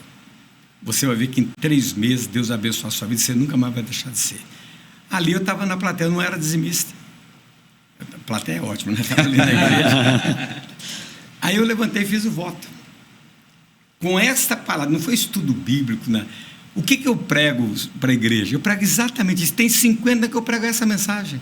Eu não fico dando estudo bíblico. Eu falei, irmãos,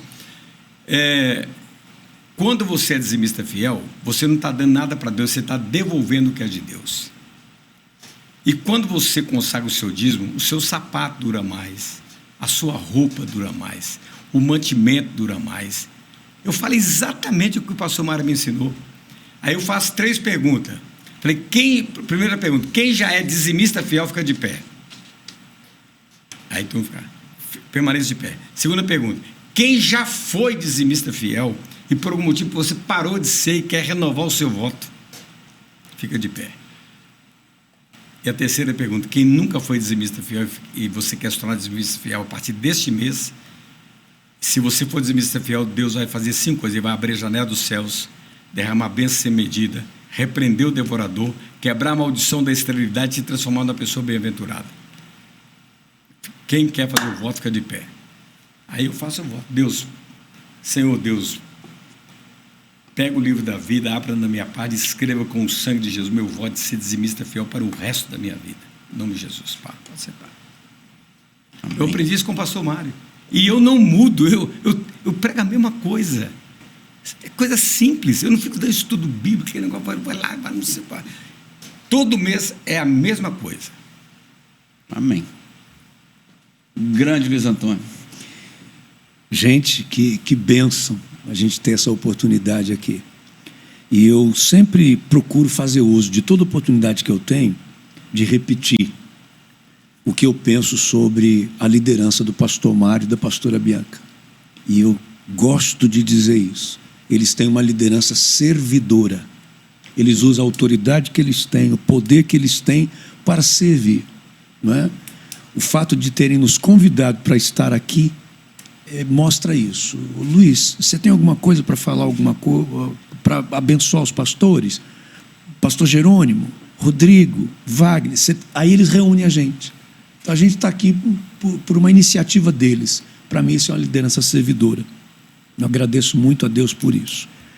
E a segunda coisa, me dirigindo a todos aqueles que nos assistem agora, que possam entender, mas entender mesmo, sabe? Entender mesmo o tamanho do amor e da graça de Deus sobre a vida de cada um deles. Porque um momento como esse daqui, eu entendo que é Deus dizendo para cada um o quanto Ele os ama e cuida deles. Amém. Que faz a gente se reunir aqui para tratar de uma forma a abençoar essas pessoas. Então, para mim, isso é o que cada um tem que guardar no coração. Poxa, como Deus me ama, de poder ouvir tudo que o Rodrigo falou, o que o pastor Jerônimo falou, o que o Wagner falou. É uma demonstração do cuidado, do amor de Deus com cada um de nós. Meu Deus, como eu aprendi aqui, falando sem nenhuma demagogia, gente. Anotei coisas aqui, outras que depois eu vou conversar mais um pouquinho com eles, porque são coisas que a gente quer levar para a vida da gente, para o ministério da gente, para a igreja da gente. Isso mostra o quanto Deus nos ama, como Deus cuida da gente e como é bom ser quadrangular. Glória a Deus. Como é bom. Amém. Glória a Deus. Amém. Muito bom. Nós estamos chegando ao final do nosso podcast especial, Projeto de Vida 2025, que ele cresça. Amém. Eu espero que você tenha aprendido, se surpreendido, como eu. Afinal de contas, foi um caminhão de informação e de boas informações, porque nem sempre quantidade de informação é bom, mas aqui uma quantidade de informação, de boas informações. Eu espero que você aplique, não só na sua igreja, porque eu costumo dizer que para tudo dar certo, a primeira coisa que você tem que fazer é aplicar na sua vida. Então aplica primeiro na sua vida, pastor, na sua vida, pastora. Eu tenho certeza absoluta que quando você for aplicar na sua igreja, Deus vai estender as mãos lá do alto dos céus e vai abençoar o seu projeto de vida, a sua igreja, o seu ano de 2025. Eu tenho certeza que alguém vai falar assim, puxa vida, eles poderiam ter passado esboços de mensagens. Eu falo que tudo que foi falado aqui, tem umas 300 mensagens do que foi falado aqui. Mas, de qualquer forma, Pastor Rodrigo, canal no YouTube. Tem canal no YouTube, Pastor Rodrigo Moraes. Pastor Rodrigo Moraes. E tem o Instagram também, PR Rodrigo Moraes. O meu YouTube é Jerônimo Onofre da Silveira. Todas as mensagens que eu prego na igreja, coloque rapidamente no YouTube. E o meu Instagram é Jerônimo Onofre. E nos 40 dias de oração, eu, no meu Instagram, e Nina.Silveira, no Instagram dela, vamos fazer ao vivo os 40 dias de oração às 5 horas da manhã. Luiz Antônio com Z, Luiz com Z, luizantônio.pr no Instagram. E dali em diante, acaba conhecendo outros trabalhos que a gente tem, de site, tem a Rede Jardins, onde todas as mensagens, esboço das mensagens, está tudo prontinho lá também. Amém. Então, se você vai precisar... E o seu, Wagner? O Wagner. O meu Instagram, Wagner Lana, e o YouTube é o YouTube Quadrangular Flamengo Oficial. Se você quiser sentir necessidade de pegar uma mensagem, eu sempre digo que pastor é bom para muita coisa, mas pastor é péssimo, sabe para quê? Para treinar. O médico, para ele ficar melhor, ele treina, ele se especializa. O psicólogo, o jogador de futebol, ou seja, não há melhora sem treinamento. Então, entre nesses perfis desses homens de Deus aqui, assista as mensagens, as pregações, que eu tenho certeza absoluta que o seu projeto de vida vai ser abençoado e vai ser muito melhor do que você imagina. Um abraço a todos, que Deus os abençoe. Muito obrigado mais uma vez ao pastor Mário, pastora Bianca, por acreditar que a gente pudesse, né, fazer e entregar um trabalho tão abençoado assim para todos os pastores quadrangular do Brasil. Fiquem com Deus, que o seu projeto de vida seja uma bênção no nome de Jesus. Amém. Amém. Amém. Paz seja convosco.